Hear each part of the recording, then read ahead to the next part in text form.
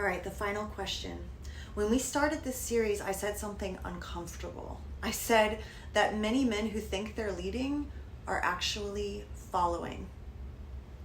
And now that we spent the last several videos talking about leadership, containment, emotional safety, and self-mastery, I want to come back to that because I think it's the question beneath all the other questions. It's not, are you leading? No, it's, what is leading you? Because something is always leading, whether it's fear, approval, insecurity, conflict avoidance, validation, the need to be liked, the need to be right, the need to be chosen, or purpose, your values, standards, your vision, your goals, your faith, your conviction, your principles. Something is always leading. And the reason this matters is because you cannot lead someone somewhere you are unwilling to go yourself. You cannot create safety if you are ruled by fear.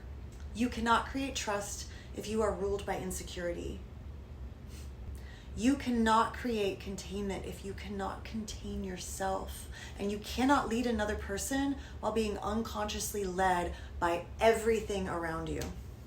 Because leadership is not about controlling other people. It's about becoming grounded enough that you are no longer controlled by everything outside of you. Leadership and control are not the same thing. Control says, do what I want. Leadership says, here's where I'm going. Control manipulates and leadership inspires. Control uses pressure. Leadership creates trust.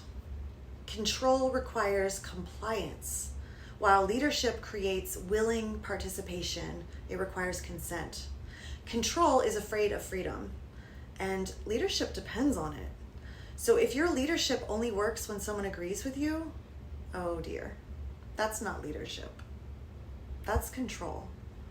And if your leadership falls apart the moment someone challenges you, that's not leadership either. That's insecurity. If your leadership requires guilt, manipulation, threats, pressure, intimidation, or shame, that's not leadership. That's control.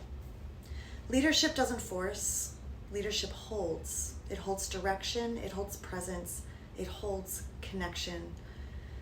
It holds its center, even when challenged, even when misunderstood, even when life becomes uncomfortable.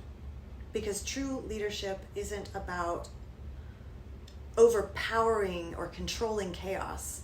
It's about remaining so grounded in yourself that chaos no longer has the power to influence you. Yeah.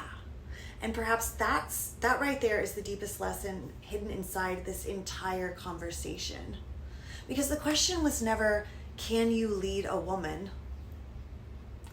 So basic. The question is, can you lead yourself?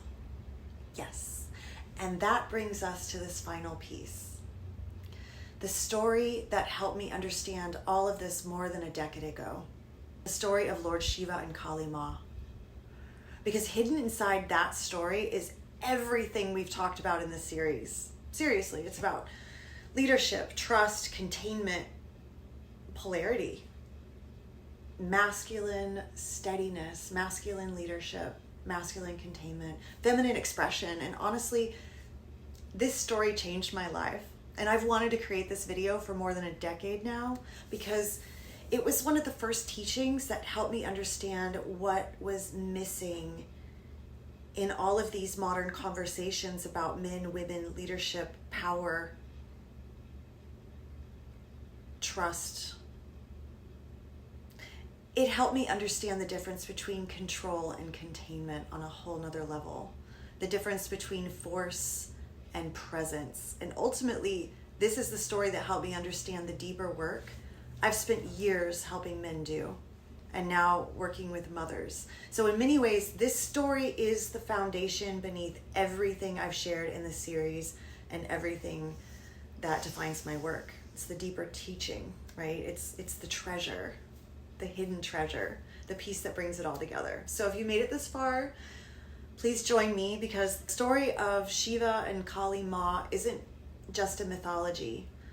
It's one of the most profound lessons on masculine leadership, containment, and the transformation it inspires that I have ever encountered. And I cannot wait to share it with you.